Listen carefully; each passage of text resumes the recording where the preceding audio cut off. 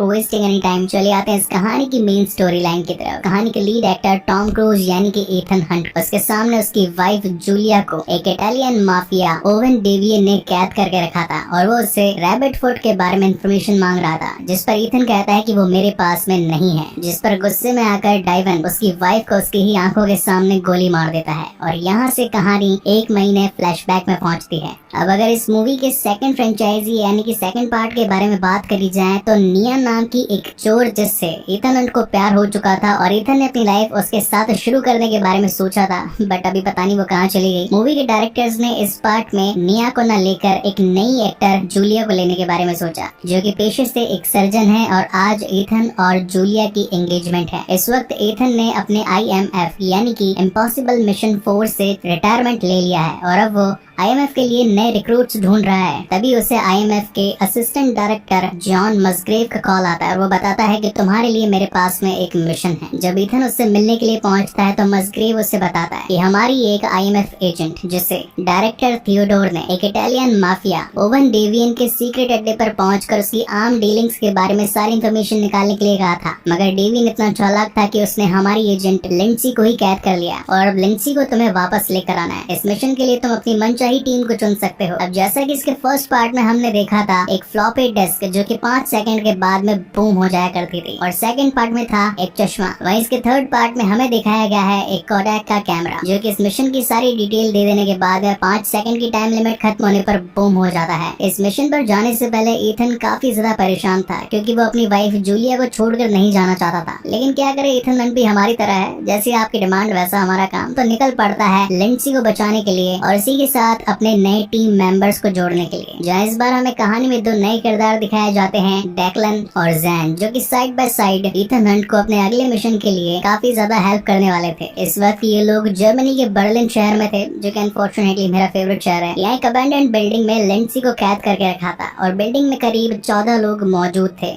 इन सब को पछाड़ने के लिए इस बार लूथर लेकर आया था काफी सारी मशीन गन और उसके पास में थर्मल इमेजिंग सिस्टम भी था, यानी कि लोगों के शरीर की गर्मी को भांपकर उनकी लोकेशन का पता लगा लेना। और इसी थर्मल इमेजिंग की मदद से जैन और ईथन पहुंच जाते हैं उस बिल्डिंग के अंदर और फिर होता है एक धमाकेदार एक्शन सीन जहां पर गोलियों की बरसात होती है, जिसके बाद तो ईथन एक के बाद एक लाशों की ढेर बिछाता जाता है और सीधा पहुंच जाता है लिंडसी के पास में, जो कि इस वक्त बेहोशी की हालत में थी। वो उसे एक पावर इंजेक्शन लगाता है जिसके बाद वो होश में आ जाती है और वो भी अब क्योंकि एक IMF की एजेंट थी तो सभी दुश्मनों का सामना करना स्टार्ट करती है। मीनवाइल लिंडसी ईथन से कहती है कि अपने माइक्रोफोन को बंद करो कुछ सेकंड्स के लिए, मुझे तुम्हें एक इम्पोर्टेंट बात शेयर करनी है। अब वो इम्पोर्टेंट बात क्या है वो मैं आपको इस कहानी के एंड में बताऊंगा। अब इस धुआंधार फायरिंग के बीच में कैसे तैसे करके जैन और डेक्लन उन्हें पहुंचा देते हैं हेलीकॉप्टर के अंदर, मगर इनके पीछे एक दुश्मन का हेलीकॉप्टर भी लगा था। इसी बीच ये जब दुश्मनों से बचकर भाग रहे थे तभी लिंडसी के सर में बहुत ज्यादा दर्द होने लगता है। जब ईथन उसके सर को स्कैन करता है तो पता चलता है कि उसके नाक के जरिए किसी ने एक छोटा बम उसके सर तक पहुंचा दिया है और सिर्फ 40 सेकंड के अंदर वो बम फटने वाला था। ये लोग कैसे तैसे करके इलेक्ट्रिक शॉक देकर उस बम को डिफ्यूज करना चाहते थे, मगर शॉक मशीन को चार्ज होने के लिए करीब 50 सेकंड चाहिए थे और जब तक उसकी शॉक तैयार होती तब तक वो बम फट चुका था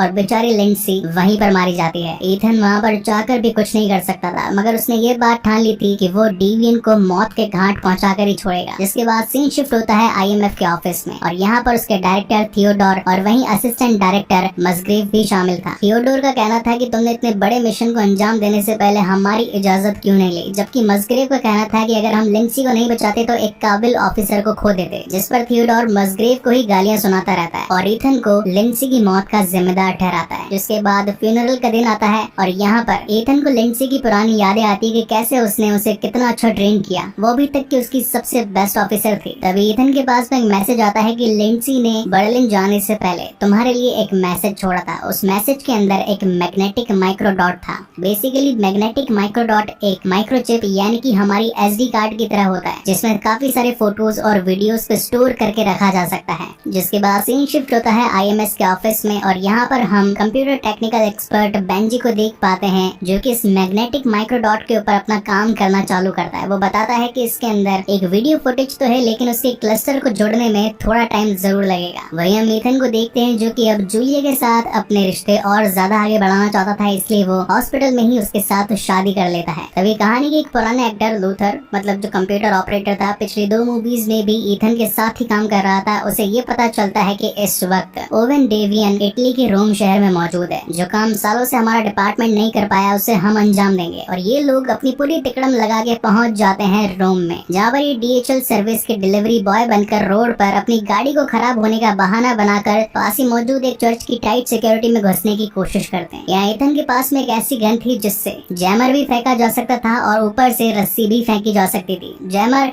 यानी कि सभी इलेक्ट्रॉनिक डिवाइसेस को जैम कर देने वाला इक्विपमेंट। सिक्योरिटी ऑफिस में जो लोग बैठे थे वो कैमरे को एक्सेस नहीं कर पाते। वहीं रस्सी की मदद से सीधा पहुंच जाता है ईथन दीवार के पीछे और अपने आप को एक पादरी बनाकर चर्च में एंटर कर जाता है। इन सभी ने अपना अपना नाम रखा हुआ था, जहाँ पर जैन का नाम था अल्फा, ईथन का नाम ब्रावो, डेक्लन का नाम चार्ली और लूथर का नाम डेल्टा। इन्हें आप एक मिलिट्रिकल पॉइंटर्स की तरह भी देख सकते हैं। जो लोग आर्मी या फिर NCC में होंगे उन्हें अल्फा, ब्रावो, चार्ली और डेल्टा का मतलब मालूम होगा। जहाँ एक तरफ जैन एक बड़ी लैम्बोर्गिनी कार में उस चर्च के अंदर एंट्री करती है, वहीं दूसरी तरफ डेल्टा यानी कि लूथर पानी के रास्ते पाइप्स को काट काट कर इंटरनली उस चर्च में पहुंच चुका होता है। जब जैन चर्च के अंदर पहुंचती है तो वो डेवियन की करीबन 50-60 फोटोज खींचकर सीधा लूथर को ट्रांसफर कर देती है। और यहाँ लूथर डेवियन का एक नकली फेस बनाने लगता है। हमने पिछली फर्स्ट एंड सेकंड मूवीज में देखा है कि कैसे ईथन अपने चेहरे बदल बदल कर सारे मिशंस को अंजाम देता है, और आज फाइनली उसे देख भी लिया। खैर, मुझे तो ये टेक्नोलॉजी बहुत ही ज्यादा कूल लगी। अगर आपके पास में चेहरा बदलने वाला इक्विपमेंट होता तो आप किसका चेहरा सबसे पहले बनाते, वो मुझे कमेंट सेक्शन में बताना मत भूलिएगा। Welcoming back to the main story, जैन आकर डेवियन के शर्ट पर वाइन गिरा देती है, और जैसे ही डेवियन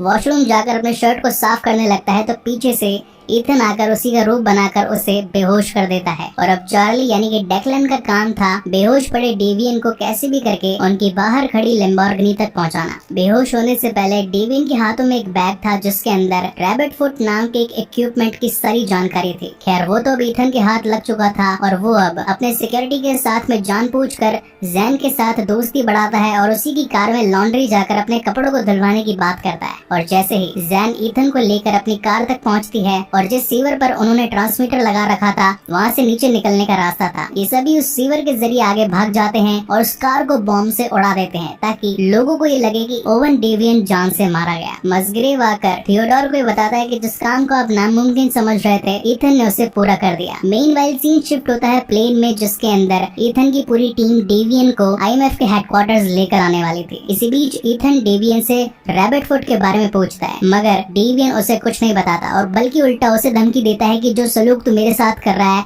वही सलूक मैं तेरी वाइफ के साथ करूंगा। उसे इतना रुलाऊंगा कि वो तेरा नाम चिल्लाएगी और तेरे ही सामने उसे गोली मार दूंगा। इन बातों से ईथन को गुस्सा आ जाता है। वो प्लेन के शाफ्ट्स खोल देता है जिससे कि डेवियन वहाँ से नीचे लटक जाता है, मगर वो भी खुददार आदमी बताएगा कुछ नहीं। लूथर कहता है कि हम रैबिट फुट का पता लगा ही लेंगे, इस वक्त हमें इसे सही सलामत IMF तक पहुँचाना है। जिसके बाद सीन शिफ्ट होता है नेक्स्ट डे और ये लोग पहुँच जाते हैं कैलिफोर्निया और यहाँ IMF की गाड़ी आकर डेवियन को काफी सारे सिक्योरिटी के साथ लेकर जाने लगती है। तभी ईथन को लेंसी का वो मैसेज भी मिल जाता है जिसके अंदर ये बताया गया था कि हो सकता है कि हमारे IMF से थियोडोर डेवियन के साथ मिला हुआ है और वो जरूर उसे बचाने की कोशिश करेगा। इतने में ही यहाँ पर हाईटेक एयर ड्रोन की मदद से मिसाइल गिर जाती है और बहुत बड़ा ब्लास्ट हो जाता है। पूरे ब्रिज पर अफरा तफरी मच जाती है और हर कोई अपनी जान बचाकर वहाँ से भागने की कोशिश करता है। वहीं डेवियन के लोग उस सिक्योरिटी ट्रक पर पहुंचकर लावा फेंकते हैं और उसके बाद कार्बन डाइऑक्साइड से उसे ठंडा कर देते हैं ताकि अगर एक हथौड़ा भी पड़े तो मजबूत से मजबूत लोहा भी कांच की तरह बिखर जाए। खैर, टेक्नोलॉजी काफी कूल थी और मुझे बताने में भी मजा आ रहा है। ओके, तो फाइनल कंक्लूजन ये निकलता है कि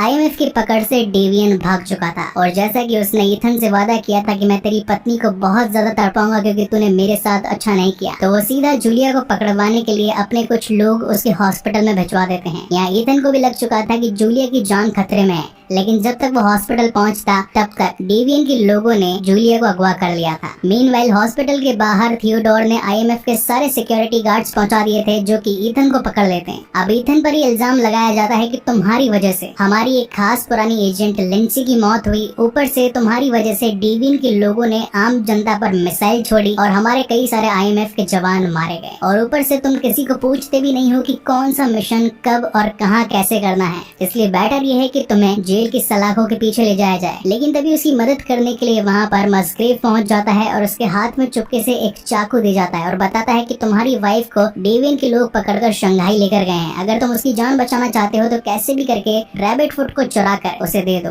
तो वो तुम्हारी वाइफ की जान बख्श देगा। जब लिफ्ट में ईथन को ले जाया जा रहा था तो वहाँ पर 3 सिक्योरिटी गार्ड थे, मगर ईथन भैया के हाथ में था चाकू और वो अपनी बेल्ट को काट कर सभी को ठिकाने लगा देता है। और अब जैसा कि IMF ने पूरे देश के अंदर ईथन के खिलाफ रेड नोटिस जारी कर दिया था, तो उसे अपने रूप बदलने आते ही थे और वो अपने एक नकली पासपोर्ट के जरिए पहुंच जाता है शंघाई, जहाँ पर मस्ग्रेव की मदद से उसके बाकी के टीम मेंबर्स यानी कि लूथर, जैन और डेक्लन भी पहुंच जाते हैं। अब इनका प्लान था कैसे भी करके शंघाई की हाई सिक्योरिटी बिल्डिंग में से रैबिट फुट को चुराना। बिल्डिंग करीब 82 फ्लोर्स की थी और ऊपर से सिक्योरिटी इतनी टाइट थी कि अगर कोई पास भी आना चाहे तो गोलियों से भून दिया जाएगा। जहाँ पर ईथन कहता है कि हम मेन डोर से नहीं, हम दूसरी बिल्डिंग से लटक कर पहुंचेंगे। डेक्लन कहता है कि ये तो सीधा मौत को दावत है, मगर ईथन भैया हमारे स्टंट के माहिर आदमी, ईथन स्टंट मतलब कुछ तो सिमिलर ही है। जहाँ आता है इस मूवी का literally one of the best scene, उन सभी सिक्योरिटी गार्ड्स का ध्यान भटकाने के लिए जैन लेदर बॉल्स को एक दूसरी बिल्डिंग पर फेंकने लगती है और जैसे उनका ध्यान उधर जाता है तो ईथन एक बड़ी जंप मारकर उस मेन बिल्डिंग तक पहुंचने की कोशिश करता है जिसके अंदर रैबिट फुट मौजूद था। अब ये चोरी वहाँ पर हुई कैसे, हालांकि वो तो दिखाया नहीं गया, मगर ठीक 5 मिनट बाद में सिर्फ 162 मीटर की दूरी से ईथन अपना पैराशूट खोलकर पार्क तक पहुंचने की कोशिश करता है जहां पर ऑलरेडी लूथर की गाड़ी मौजूद थी। इसी बीच यहाँ पर शंघाई के पुलिस ऑफिसर उसके पीछे पड़ जाते हैं। बहुत तगड़ा चेस भी आता है यहाँ पर, कई बार तो बड़े बड़े टैंकर्स भी उसके ऊपर चढ़ने वाले होते हैं, लेकिन ईथन भैया एक्शन के माहिर कलाकार। फाइनली ये लोग रैबिट फुट को चुराने में कामयाब हो जाते हैं, जिसके बाद अब डील थी डेवियन तक उसे पहुंचाना, जिसके बदले वो जूलिया को छोड़ देगा। जिस पर ईथन अपनी टीम को कहता है कि यहाँ से आगे मुझे अकेले ही जाना होगा। थोड़ी देर बाद में वहाँ पर एक लिमोजिन कार आती है लंबी वाली, और उसमें एक ड्राइवर जो कि ईथन से कहता है कि एक छोटी ड्रिंक पड़ी है उसे पी लो। और जैसे ईथन उसे पीता है उसे अपनी पुरानी यादें, अपनी वाइफ के साथ बिताए हुए लम्हे याद आने लगते हैं। और थोड़ी देर बाद वो पहुंच चुका होता है डेवियन के अड्डे पर। अब यहाँ कहानी में कुछ ऐसे डायलॉग्स हैं जिन्हें ध्यान से सुनना बहुत इंपॉर्टेंट है, और यही रीजन है कि एक एक्सप्लेनर काम में आता है जहाँ वो छिपी हुई बारीकियां कहानी की आप लोगों के सामने लेकर आता है। तो मुद्दा ये था कि डेवियन आकर ईथन से कहता है कि असली रैबिट फुट कहाँ पर है, जिस पर ईथन कहता है कि मैंने जो तुम्हें रैबिट फुट ला करके दिया है वो असली ही है। मगर डेवियन उसकी बात नहीं मानता और उसी की आंखों के सामने उसकी वाइफ जूलिया को गोली मारकर उसकी हत्या कर देता है। बेचारा ईथन कुछ नहीं कर पाता और बहुत रोने लगता है। और फिर होता है इस कहानी का प्लॉट रिवील। जिनका मेन इक्का था वो था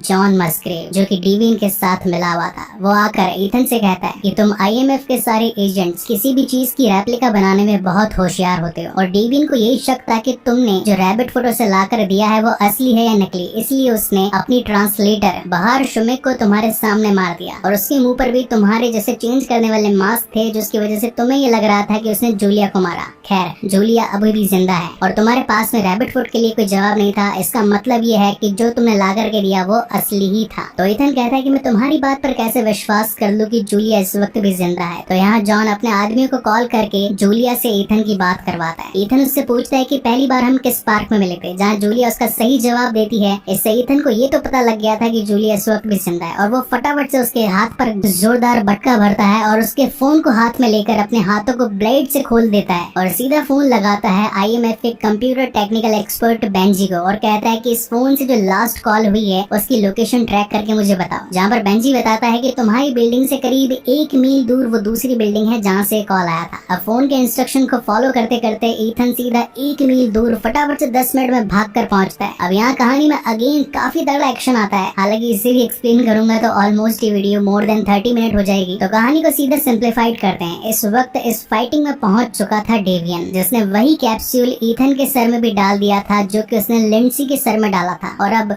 ईथन के पास में सिर्फ 5 मिनट थे। इन 5 मिनटों में ईथन सभी को ढेर करके फटाफट से जूलिया के हाथ खोलता है और उसे एक राइफल देता है और बोलता है कि तुम्हें मुझे शॉक देना है, जिसकी वजह से मैं 5 मिनटों के लिए ऑलमोस्ट डेड हो जाऊंगा। उन 5 मिनटों तक अगर तुम्हारे ऊपर किसी ने भी वार किया तो ये लो बंदूक, इससे कहते हैं मैगजीन, और हाथ को उठाकर सीधा निशाना लगाना, तुम चूकोगी नहीं। मतलब देख रहे हो ईथन का माइंड कितना शार्प है। उसे ये पता था कि 5 मिनट के लिए जब वो बेहोश हो जाएगा तो उन 5 मिनटों में जूलिया अपना बचाव कैसे करेगी। और सेम वैसा ही होता है। यहाँ पर उसके पास में 3 गुंडे आते हैं जिसे कि जूलिया फर्स्ट टाइम हाथ में गन उठाई हुई भी पेल के रख देती है, जिनमें कहानी का डबल एजेंट जॉन मसग्रेव भी था। अब जैसा कि पेशे से जूलिया एक सर्जन थी तो वो ईथन को सीपीआर देना चालू करती है और थोड़ी देर बाद में ईथन भी जाग जाता है और इसी के साथ ये लोग असली रैबिट फुट लेकर शंघाई से निकल जाते हैं। खैर अब इस मिशन को सक्सेसफुली कंप्लीट कर देने के बाद में थियोडोर भी उसे शाबाशी देता है और आईएमएफ ने जितने भी इल्जामात ईथन पर लगाए थे वो सारे के सारे माफ भी हो जाते हैं। इसी के साथ थियोडोर ईथन को कहता है कि तुम्हें व्हाइट हाउस में बुलाया जा रहा है, क्या तुम अपने अगले मिशन के लिए तैयार हो? जिस पर ईथन कहता है कि पहले तो मैं अपने हनीमून पर जाऊंगा। और इसी हैप्पी एंडिंग के साथ में ये मूवी यहीं पर खत्म होती है। सो गाइस, इस ऑल काइंड ऑफ डिटेलेशन के साथ ये मूवी आपको कैसी लगी प्लीज मुझे लाइक और कमेंट करके जरूर बताइएगा। इसके बाद में फटाफट से मैं इसका 4th पार्ट यानी कि मिशन इम्पॉसिबल घोस्ट प्रोटोकॉल जल्द ही लेकर आऊंगा। सो तब तक के लिए keep watching and stay safe. मिलते हैं अगले वीडियो में।